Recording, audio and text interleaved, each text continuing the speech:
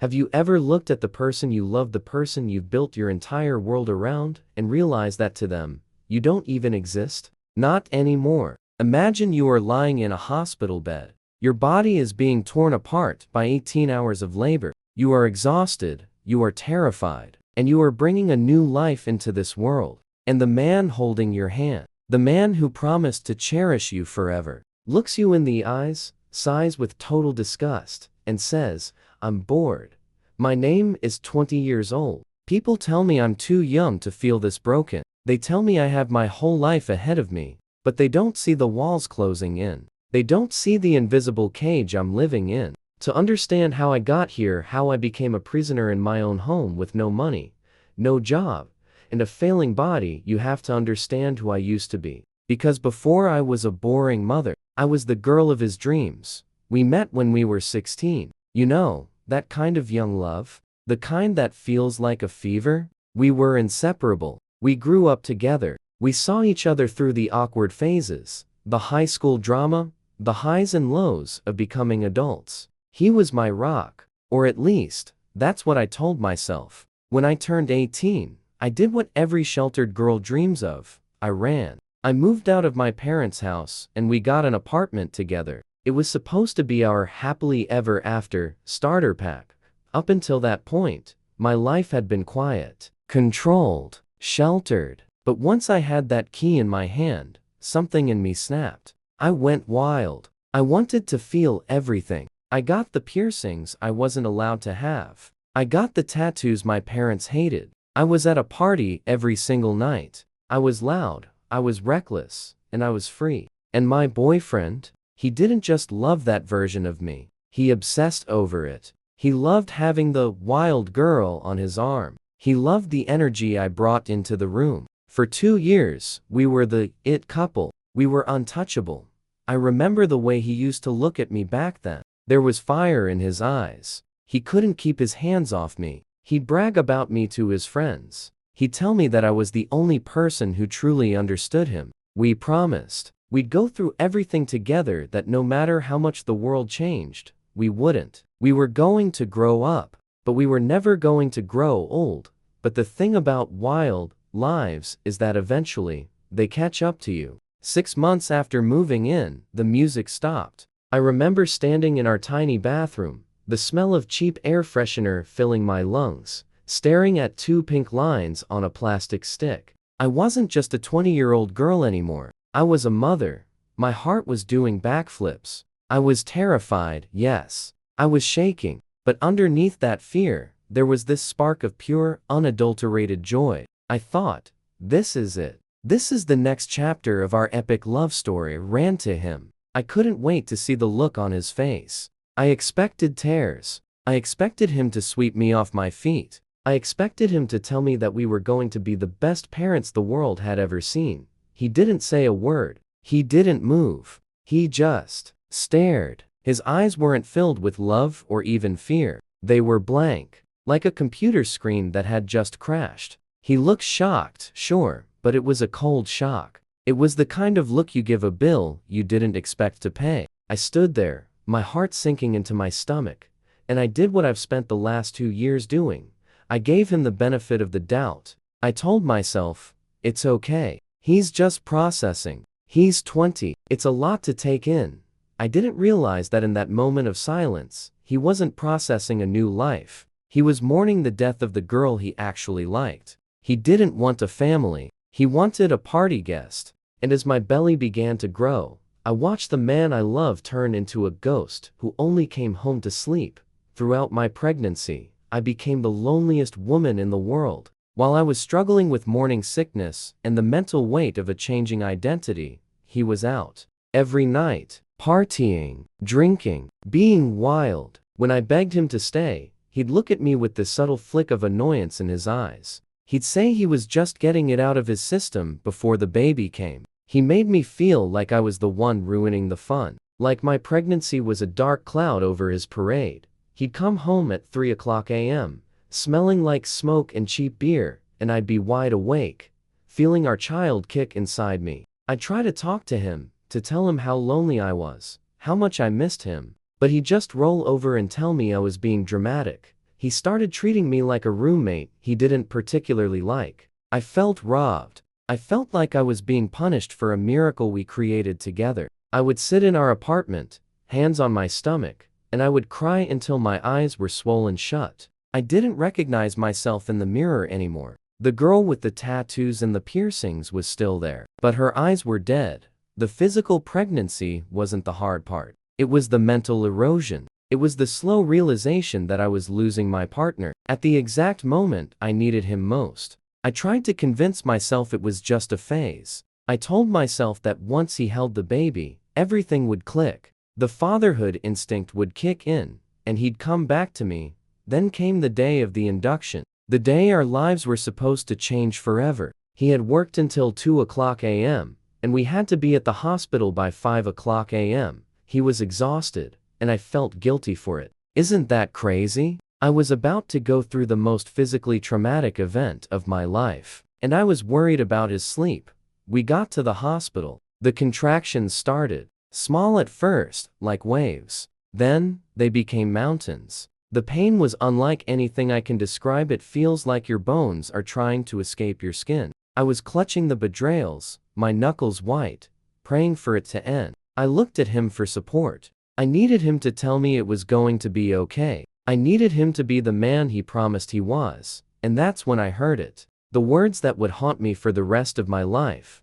He didn't ask if I was okay. He didn't ask the doctor if there was anything he could do to help. He just looked at his phone, let out a long, frustrated sigh, and said, "I'm bored. How much longer is this actually going to take?" My heart didn't just break in that hospital room. It shattered. Because in that moment, I realized I wasn't his partner. I was his inconvenience. And as the nurses rushed around me, I realized that the 18 hours of labor were nothing compared to the hell that was waiting for me at home. The 18-hour betrayal. There is a specific kind of silence that exists in a hospital room, a cold, sterile hum of machines that usually signifies hope. But for me, that silence was a weapon. As the clock on the wall ticked past the 10th hour of my induction, the room felt less like a place of birth and more like a courtroom where I was being judged for a crime I didn't commit. The crime of being a mother. My induction lasted 18 hours. To anyone who hasn't been through it, 18 hours might sound like a long shift at work or a cross-country flight. But when you are being pumped with pitocin, 18 hours is an eternity. It is a marathon where every step is a jagged shard of glass. I was 20 years old, and my body was a war zone. I was shaking so hard the bed frame was rattling. My vision was blurring from the intensity of the contractions. And I was reaching out physically and emotionally for the one person who was supposed to be my anchor. But my anchor was drifting. Every time I moaned in pain, I didn't get a hand to hold. I got a heavy, dramatic sigh. Every time I asked the nurse for a transition in position, I didn't get encouragement. I got a glare. Throughout those 18 hours, I heard the words, "I'm bored," at least 250 times. I wish that were an exaggeration. I wish I could tell you he was just tired, or that he was just nervous and didn't know what to say. But you know the difference between nervous chatter and genuine apathy. He wasn't nervous. He was irritated. He was annoyed that my labor was taking up his time. "Can you just try to be quiet?" He snapped at one point, his eyes never leaving his phone screen. "I've been up since 2 a.m. for work. I'm the one who's actually exhausted here." I remember looking at him, my breath hitching as another contraction ripped through my abdomen, and feeling a terrifying wave of clarity. I was about to bring a daughter into this world with a man who viewed my pain as a personal inconvenience. When I finally begged him to help me, to rub my back or just talk to me, to distract me from the agony, he didn't move. He just huffed. "I'm not a doctor. What do you want me to do? You're making this way more dramatic than it needs to be." When our daughter finally arrived, I expected the world to stop. I expected the sight of her tiny, fragile fingers to melt the ice that had been freezing over our relationship for the last 9 months. And for a fleeting second, it felt like it might. He held her, and he smiled for a photo. He looked like a father. But photos are just snapshots of lies. The second the camera was off, the mask was back on, we brought her home, and that's when the true isolation began. The first few weeks of motherhood are a blur of hormones, bleeding, and sleep deprivation. I was healing from a major medical event while trying to keep a newborn alive. I expected him to step up. I expected him to see that I could barely walk and take the lead. But instead, he retreated further. The partying didn't stop, it intensified. He told me he needed a break from the crying. He told me that since I was the one with the parts to feed her, there was no point in him staying up. I would sit on the couch at 4 a.m., my stitches aching, my breasts engorged and painful, watching him sleep peacefully through the baby's screams. And if I dared to wake him, if I dared to ask for a diaper change so I could just close my eyes for 10 minutes, "This is what you signed up for," he'd mutter, pulling the covers over his head. "I have to work in the morning. All you have to do is sit here." That phrase, "all you do is sit here," became the soundtrack of my life. Fast forward 9 months. Our daughter is the light of my world. She is perfect in every way. He is not. She looks at me with pure, unconditional love, and it's the only thing that keeps my heart beating. But the man I live with, he has become a stranger who shares my bed only when he wants something from my body. I am a stay-at-home mom. In his mind, that means I am a servant who doesn't deserve a break. My day starts at 6 a.m. and doesn't end until midnight. I am the one who cleans the spit up, the one who does the endless loads of laundry, the one who scrubs the dried food off the floor. I make him whatever food he wants, exactly when he wants it. I pick up his discarded socks, his empty cans, his mess. I do all of this while balancing a baby on my hip and dealing with a body that feels like it's breaking down from the inside out. But to him, I am lazy. He comes home from work, and the first thing he does is look for a reason to be angry. If there's a single toy on the floor, or if dinner is 5 minutes late because the baby was colicky, he starts the lecture.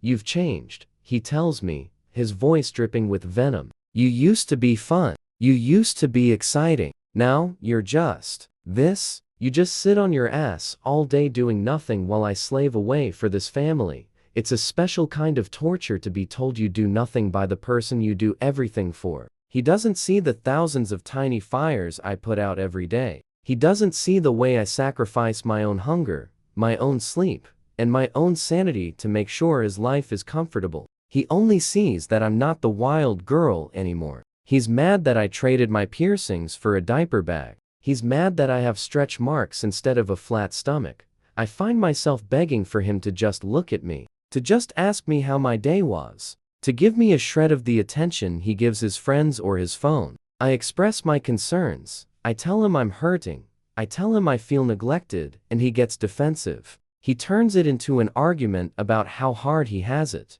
He makes me feel guilty for even having feelings. And then, when the lights go out, he expects me to turn into that wild girl again. He only wants to touch me when it's time for seggy time. He wants the pleasure of my body without the responsibility of my soul. I feel used. I feel like an object that he keeps in the house to keep his life running and his bed warm. I feel emotionally disconnected. I feel neglected. I feel like I'm screaming underwater, and he is standing on the shore, complaining that the splashing is getting his shoes wet. But as bad as this sounds, as much as I know this isn't right, there is a reason I can't just walk out the door. There is a secret I've been keeping, a reality so terrifying that it keeps me trapped in this house, begging for the crumbs of his affection. Because the truth is, I'm not just a mother who is tired.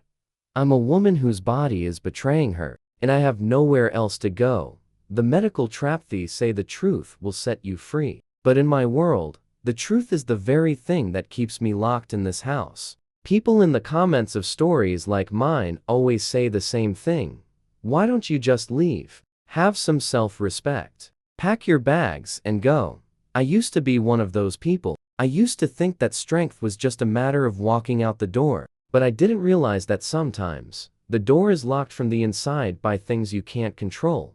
My body isn't just tired from being a mother. It's failing. About a year and a half ago, everything changed. While most new moms are focused on milestones like their baby's first steps, I was focused on whether or not my legs would hold me up long enough to reach the crib. I started developing medical issues, complex, invisible, and debilitating. Some days, the pain is so sharp, it feels like my nerves are being shredded by a dull blade. Other days, the fatigue is so heavy that lifting a bottle feels like lifting a mountain. Because of this, I haven't been able to work. For 18 months, I haven't earned a single cent of my own money. Do you know what that does to your spirit? To go from a wild, independent 18-year-old who moved out on her own, to a 20-year-old who has to ask for permission to buy a pack of diapers. It erodes you. It turns you into a shadow.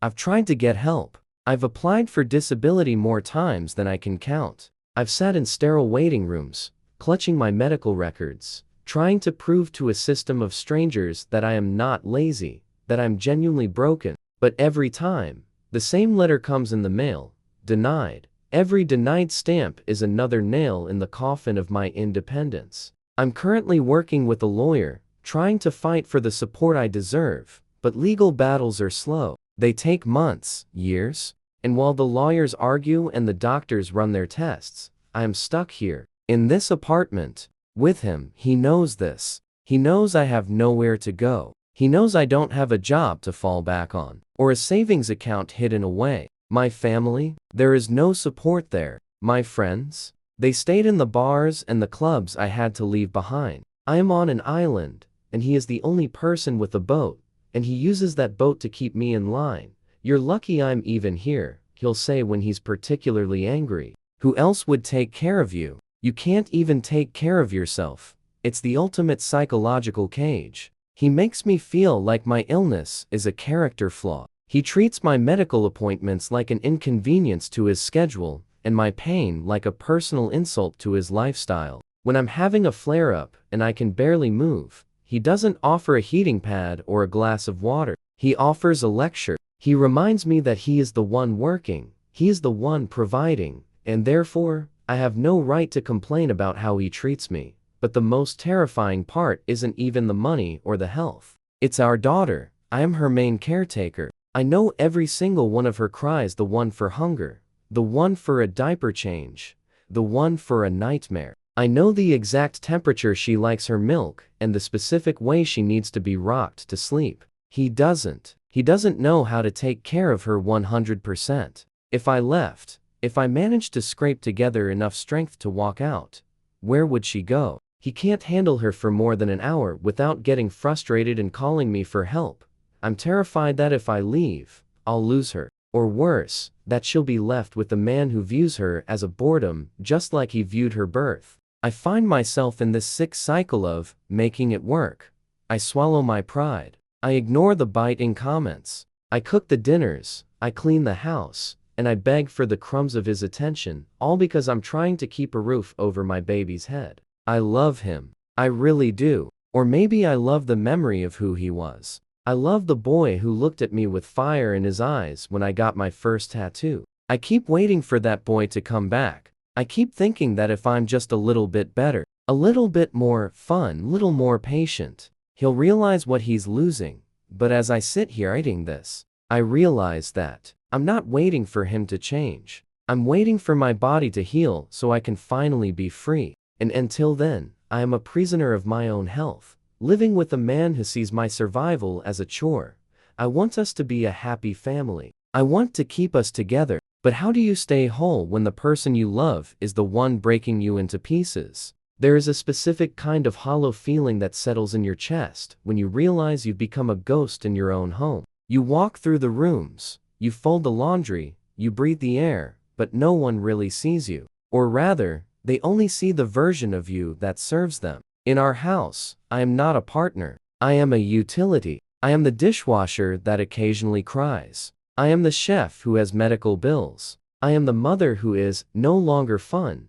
And then, there is the bedroom. This is perhaps the hardest part to talk about, because it's where the neglect feels the most violent. Throughout the day, I have to beg for a conversation. I have to plead for him to put his phone down for 5 minutes to just look at me while I talk about our daughter's day or the progress with my lawyer. He looks through me. He answers in one-word grunts. He makes me feel like my voice is just background noise, like a hum of a refrigerator. He's grown tired of hearing, but the moment the lights go out, the ghost suddenly becomes visible again, The only time he wants anything to do with me, the only time he is affectionate or attentive, is when it's time for seggy time. Suddenly, the woman he's been ignoring all day, the woman he's been calling lazy and boring, is back in focus. It is the most confusing, soul-crushing manipulation I have ever experienced. How can you spend 14 hours a day treating me like I'm a burden, only to expect me to feel wild and intimate at 11 o'clock p.m. when I'm not in the mood, which is often, considering I am exhausted, in physical pain, and emotionally starved? He gets defensive. He doesn't ask if I'm okay. He doesn't wonder if he could have done something during the day to make me feel loved. No, he turns it into a personal rejection. You really have changed, he'll say, rolling away and leaving me in the cold. You're not the girl I moved in with. You're just a mom now. The way he says, mom, sounds like a slur. It sounds like a death sentence for the girl he used to love. He uses my identity as a mother as a weapon against my identity as a woman. He makes me feel like by becoming the mother of his child, I have failed him. I am stuck in this impossible trap. He hates the mother, but he still wants to use the woman. I've tried to explain it to him. I've sat him down, my voice trembling, and said, I can't feel close to you in the bedroom if I don't feel like you even like me in the living room. I need you to talk to me. I need you to help me. I need you to see me. His response is always the same. He gets angry. He brings up the money. He brings up the fact that I'm at home while he's at work. He brings up my medical issues as if they are a choice I made to spite him. I provide everything for you, he'll shout. I work all day so you can sit here, and you can't even do this one thing for me? It makes me feel sick. It makes me feel like I am paying rent with my body. It's a transaction, not a relationship. And because I have nowhere to go, because my disability is still pending, and my body is still failing, I feel like I have to say yes. I feel like I have to keep him happy, so that the house stays quiet, so that he doesn't leave, so that my daughter has a roof over her head.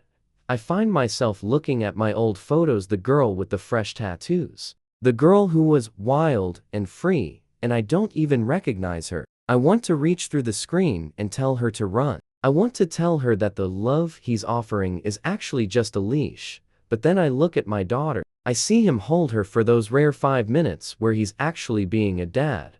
And I see the family I've always wanted. I see the potential. I see the us we used to be. And that's the cruelest part of all. I love him so much that I am willing to disappear just to keep his world intact. I am willing to be a ghost if it means my daughter gets to have a father. But how long can a ghost survive before it completely fades away? I am emotionally disconnected. I am neglected. I am hurt in places that medicine can't reach. And as I look at my daughter sleeping in her crib, I realize that she's watching me. She's learning what love looks like by watching how he treats me. And that realization is the most terrifying pain of all. The prison of apathy. Say the hardest thing about being in a dark room isn't the darkness itself, it's the tiny sliver of light coming from under the door that you can never quite reach. That is my life. I am living for a maybe. Maybe he'll realize how much I do. Maybe he'll see me crying in the kitchen and finally hold me. Maybe the lawyer will call today and tell me my disability was finally approved, and I'll have a choice. But right now, I don't have a choice. And that is the most terrifying thing a human being can experience. The total loss of agency.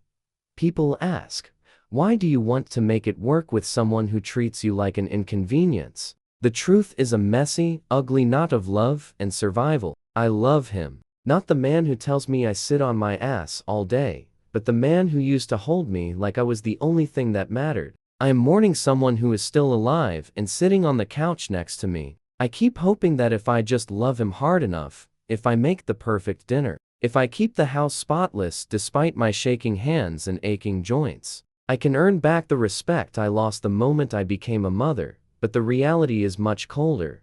I am 20 years old, and I have no safety net, no job, no savings, no family to run to. When I look at my daughter, I see a future I have to protect at all costs. He doesn't know how to be a parent. He doesn't know her favorite books, her nap schedule, or the way she needs to be held when she's teething. If I leave, I'm not just leaving a toxic relationship. I'm handing my daughter over to a man who admits he is bored by her existence. I can't do that. I won't do that. So I stay. I stay and I beg for a conversation. I stay and I endure the defensive walls he builds every time I try to talk about my feelings. I stay and I let him believe that I'm lazy because it's easier than fighting a war. I'm too weak to win. I become a master of disguise. To the world, we are a young family starting out. To him, I am a domestic worker he's legally tied to. But to myself, I'm a woman waiting for a miracle. I'm waiting for my body to stop betraying me so I can stand on my own 2 feet. I am waiting for that lawyer to give me the financial keys to my own life. I want us to be happy. I want to keep my family together. I don't want to be another broken home statistic. But you can't keep a family together if you're the only one holding the rope and your hands are already bleeding. I'm writing this because I feel like I'm disappearing. I feel like if I don't put these words out there, the me that's left, the girl with the tattoos and the big dreams, will officially be gone, replaced by a ghost who just picks up socks and waits for a kind word that never comes. I don't know what the next step is. I don't know how to make him see me. I just know that I am tired. I am emotionally neglected, physically broken, and so deeply hurt that I don't know if I'll ever feel whole again. I'm asking you, anyone who has ever felt trapped, anyone who has ever loved a ghost, anyone who has survived a cage they didn't build, what do you do when leaving isn't an option, but staying is killing you? How do you find your voice when the person you love has spent years telling you that your voice doesn't matter? I'm just a mother, sitting in a quiet house, waiting for a life to begin again. And for the first time in my life, I'm the one who is bored. I'm bored of being hurt. I'm bored of being invisible. I'm bored of waiting for a man to love a woman he's already decided to forget. But for now, the baby is waking up, and she needs me, so I will get up, I will wipe my tears, and I will be exactly what the world expects me to be, until I find a way out.